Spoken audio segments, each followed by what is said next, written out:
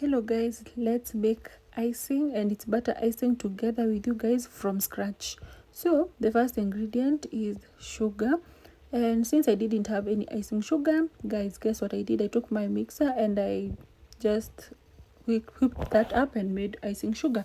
Then here we have some margarine, or if you don't have margarine, you can also use some butter, and the ratio should be, the sugar should be more than the icing sugar, so it will be 1.5, and the margarine should be 1. Okay, that is the ratio, and I've listed down below the ingredients and the description box. Kindly check that out. So if you don't have a hand mixer like me, you can just use a wooden spoon like I was doing before, but since I have a hand mixer, I took mine. And you just be patient, do not add any milk.